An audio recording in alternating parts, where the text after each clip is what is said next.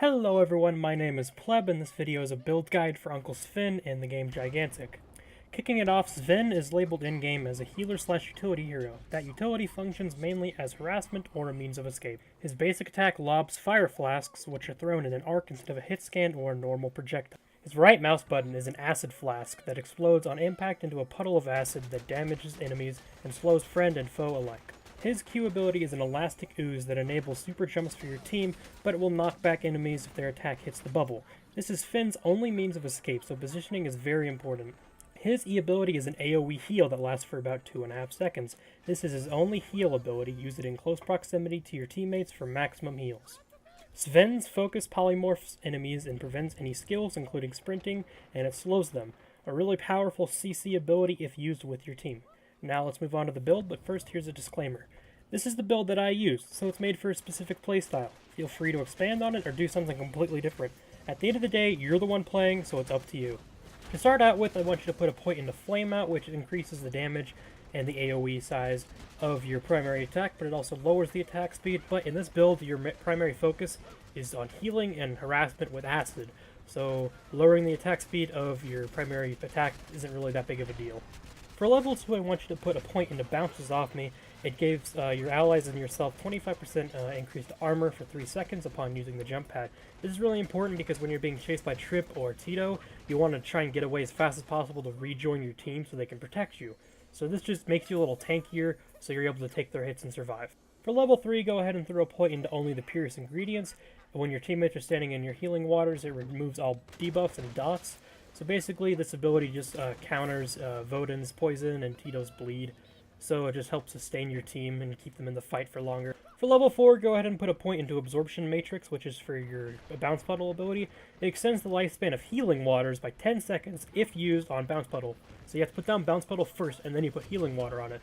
So as your teammates are just standing in the water, your enemies are going to be attacking it, so they'll get knocked back by Bounce Puddle, and your teammates will be able to jump up into the air and avoid attacks.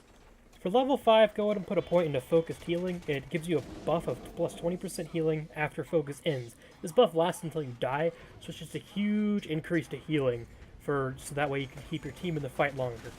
For your Clash talent, I chose Ooze and Oz. It reduces the cooldown on Elastic during the game by 2 seconds. Then during Clash, it reduces it by 4 seconds. Essentially, you're able to have Elastic Ooze available to you more often, so you can use it more freely. You don't have to worry about getting caught off guard and not being able to use it because you're getting killed by Trip or Tito, and it's on cooldown. For level 6, I want you to choose Amity. It makes it so you gain 80 HP every second for 4 seconds after each assist or kill. Now, as Sven, you're not going to be getting a lot of kills, but you're going to be getting a ton of assists from just dots and AoE abilities, so you're going to be able to really utilize this. And it just helps you become more tanky, and so you can stay in the fight and keep your team alive, and so that way they can protect you easier. For level 7, go ahead and put a point into Persistent Purgative. Similar to how only the Pierce ingredients work, it prevents Voden, Tito, and other dot dealers from producing dots after the heals expire. So basically, after healing waters expire, they'll still be protected from debuffs, which can really change the course of a fight. For level 8, I want you to put a point into Aminal Acid, which increases your acid's damage. So basically it rewards you for precision by if you directly hit someone with the acid, it'll increase the damage to it. So you just have to get used to the lob mechanics of it and the physics of it and just the arc of it. So it takes a little practice, but you'll get it. For level 9, go ahead and put a point into Acid Reflex. It lowers the cooldown on acid by 7 seconds, so this just increases your DPS output and the number of dots that you can have up. So it's pretty powerful.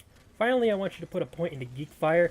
It makes it so that way your left click does an AoE damage every 6 seconds when it hits the ground.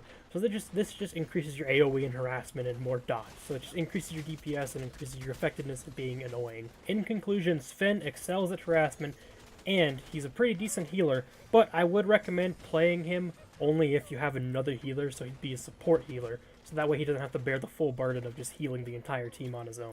So that's it for the guide and the build. Thanks for watching, and if you enjoyed the video or noticed a stupid mistake I made, please let me know in the comments, and feel free to subscribe, and I'll see you guys later.